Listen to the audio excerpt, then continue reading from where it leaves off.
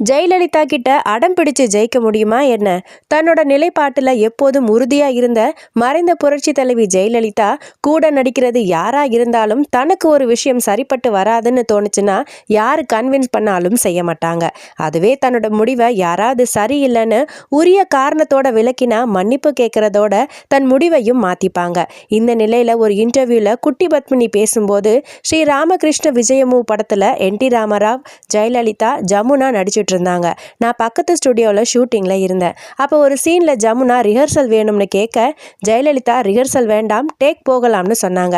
இதை ஏத்துக்காத ஜமுனா எது தரப்புல நடிச்சாதானே என்னால ரிஹர்சல் பண்ண முடியும்னு சொல்லி கோச்சுக்கிட்டு போயிட்டாங்க. ஜெயலலிதா கிட்ட கேட்டபோது எனக்கு ரிஹர்சல் வேண்டாம், நான் கான்ட்ராக்ட் சைன் பண்ணிட்டேன், நான் ரெடியா இருக்கேன், ஸோ நடிச்சு கொடுத்துட்டு போறேன், அவங்க நடிக்கிறதுனா நடிக்கட்டும், இல்ல வேற யாராச்சும் நடிக்கட்டும்னு சொல்லிட்டு மேக்கப் ரூமுக்கு போயிட்டாங்களாம். இதை தொடர்ந்து என்.டி. ராமராவ் தான் ரெண்டு பேரையும் சமாதானப்படுத்தி நடிக்க வச்சாருன்னு ஷேர் பண்ணாங்க குட்டி பத்மினி.